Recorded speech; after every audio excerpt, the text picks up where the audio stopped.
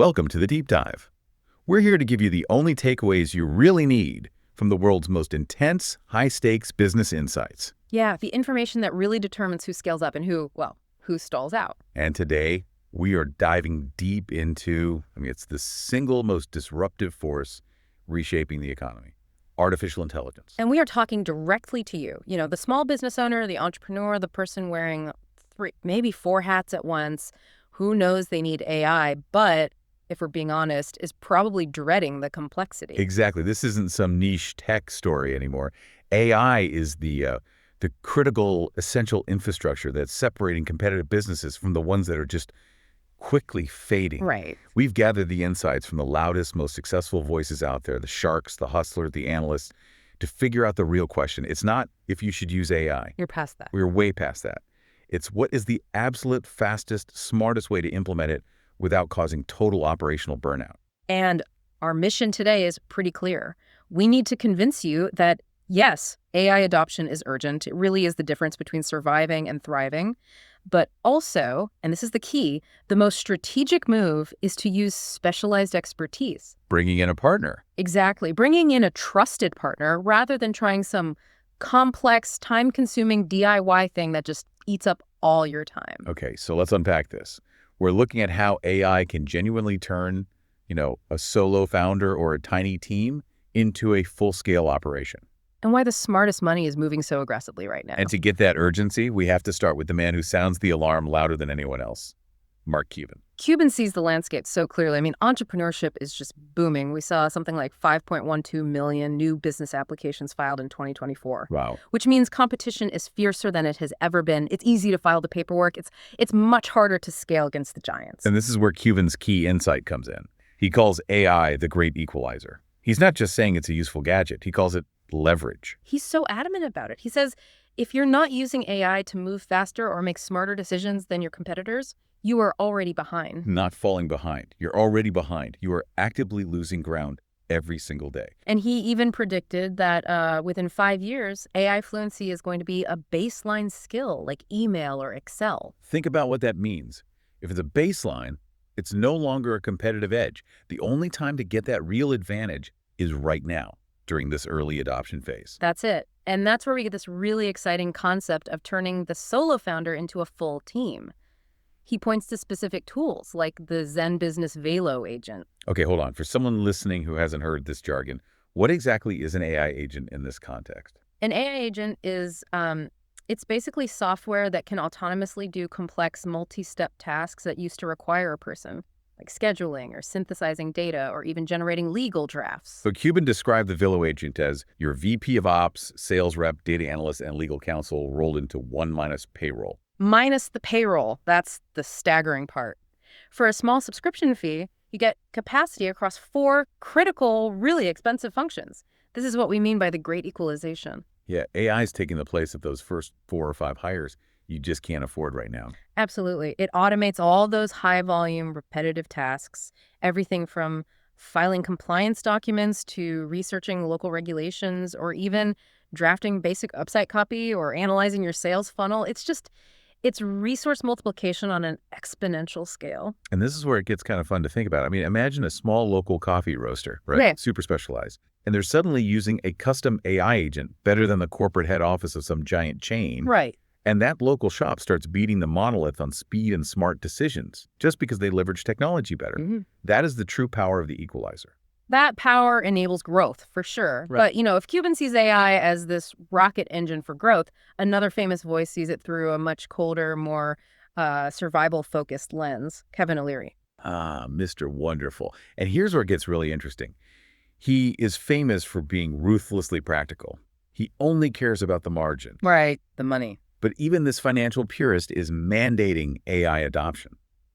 Not for some hypothetical growth, but for mandatory financial survival, especially when you're facing things like inflation or supply chain problems. That's the reality check, isn't it? When the economy puts pressure on, you can't just keep raising your prices. So O'Leary says that every single one of the 54 small businesses in his portfolio is using what he calls vertical applications of AI to reduce operational costs. Okay, we need to clarify vertical applications. That doesn't just mean using ChatGPT, right? Not at all. It means using highly specialized, narrow tools. So think of an AI specifically designed for procurement optimization and manufacturing, or dynamic pricing models for e-commerce. Or predictive inventory for a restaurant. Exactly. These are tools designed to solve one specific high-cost problem in an industry, not some general-purpose chatbot. Got it. So he's saying AI is the mandatory cost-cutting tool when your margins are getting crushed. Precisely. When you get those massive margin hits, AI, he says, forces us to figure out a way to be more productive. It's the only variable you can control instantly. It's not optional.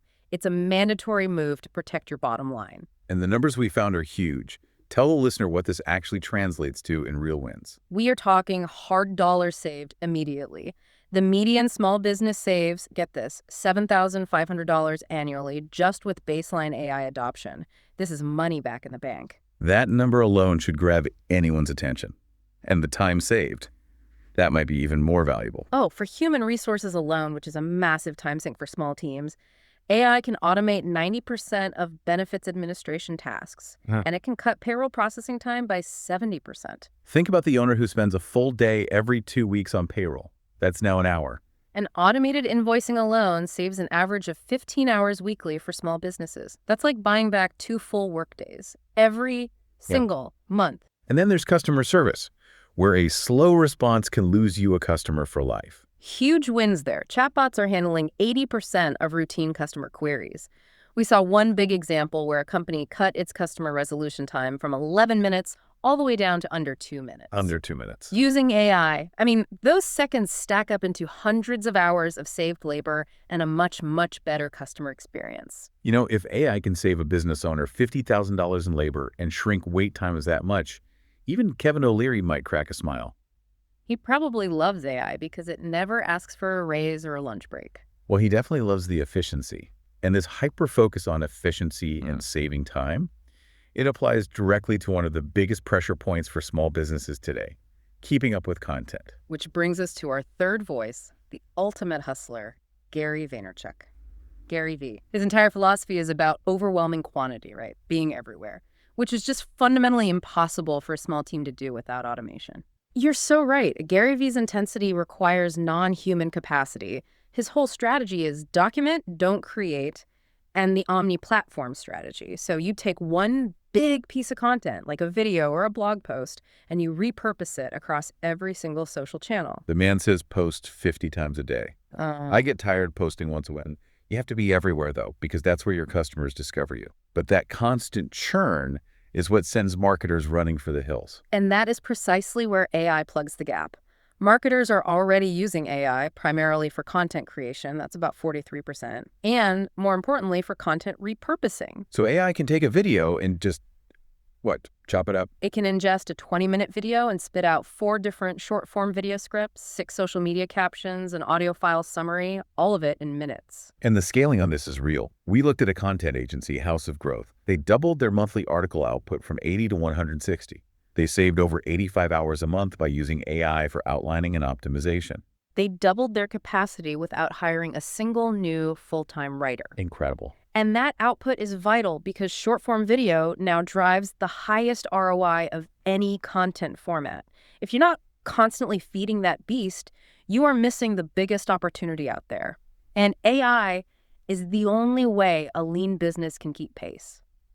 So, to summarize the first half of this deep dive, we've basically established 3 things. 1, AI is non-negotiable leverage for growth. That's Cuban. Right. 2, it saves serious cash and protects your margins. That's O'Leary. The bottom line. And 3, it's the only way to win the content war. That's Gary V. The urgency is absolutely real. Agreed. The writing is on the wall. Here is the critical pivot question for you, the busy small business owner listening to this. The evidence says you must adopt AI now, but do you really have time to go learn prompt engineering, which is basically learning how to talk to an AI or to test a dozen different tools to see which one works with your accounting software? This is the DIY nightmare.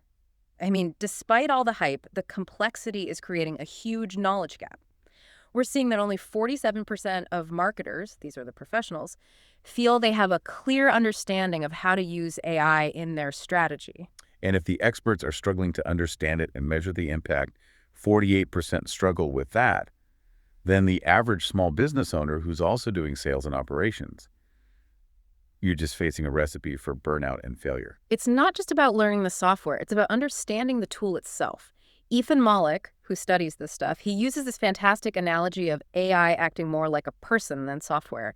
He says you need to give your AI a job interview. Wait, a job interview? I thought all AIs were generally smart. Well, the problem with DIY is you can't rely on generic benchmarks. Mollick calls this the jagged frontier of AI ability. Different models are amazing at some tasks, but they often have consistently different attitudes or judgments on ambiguous questions. You're talking about the Guaca drone example, right? Precisely.